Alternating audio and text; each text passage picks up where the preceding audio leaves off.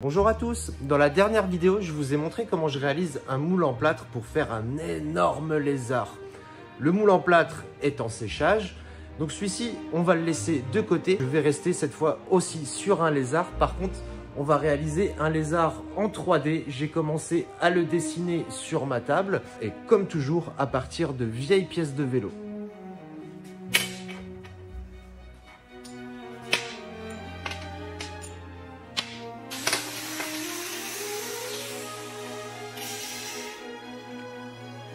Tu vois, le plus compliqué, c'est toujours le démarrage. Là, j'essaye de voir un petit peu comment commencer ma tête. Une fois que les premières pièces vont commencer à être soudées, ce sera beaucoup plus simple.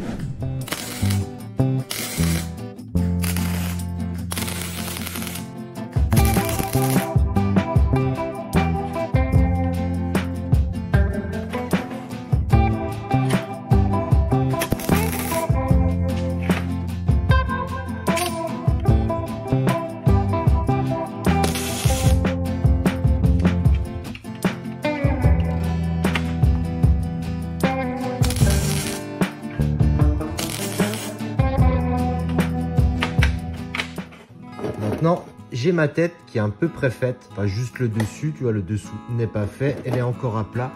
Je vais commencer par faire le corps. Toute sculpture, pour correctement respecter les proportions, il ne faut pas aller dans les détails tout de suite, il faut vraiment faire une ébauche. Donc là, la tête, maintenant le corps. Pour le bas du corps, tu vois, je vais me servir d'une rondelle de serrage de pédalier qui va aller derrière. Hop, je vais lui donner un peu une forme, je vais pareil faire sur le bas les pattes et ensuite je comblerai un petit peu et j'arriverai à avoir les proportions.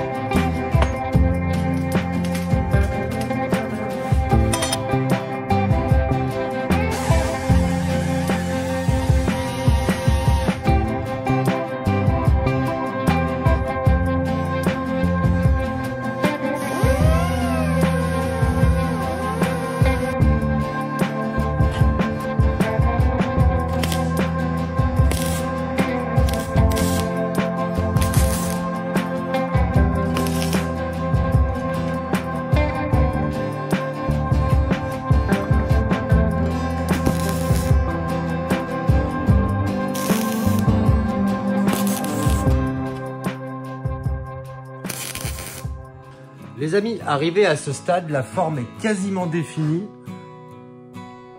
Systématiquement, dans toute création, vous devrez commencer par la silhouette. Sans ça, vous ne retrouverez pas une pièce avec des bonnes proportions, ce ne sera pas esthétique, vous allez complètement zapper l'alchimie de votre pièce. Tu vois, le dessous, je l'ai fait totalement en jambe de vélo, j'aime beaucoup le look que ça va donner. Pour la suite des opérations, je ne sais pas encore comment je vais m'y prendre et dans les cas-là, j'ai un truc infaillible. C'est simplement le petit coup de ménage parce que tu vois, il y en a partout, c'est sale. Et pendant que je nettoie un petit peu, eh bien, j'en profite très simplement pour réfléchir à comment je vais entreprendre la suite de cette réalisation.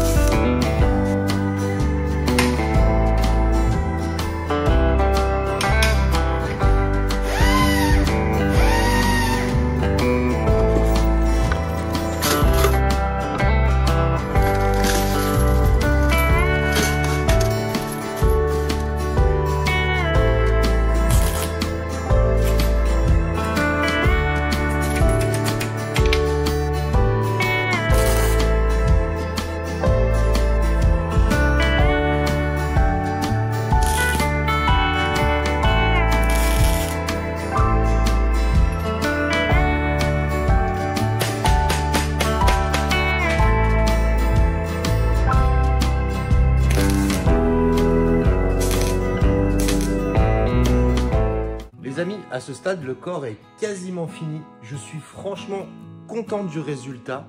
Dans la prochaine vidéo, je réaliserai les pattes, la queue, puis je passerai au TIG pour toutes les finitions avant d'appliquer une double patine, vernir et vous présenter le résultat final. Les amis, pensez aussi à me donner du courage en likant cette vidéo, en partageant et bien sûr en vous abonnant. On est presque au 10K, ça fait super plaisir et je vous en remercie. En attendant la deuxième partie, je vous dis ciao et portez-vous bien.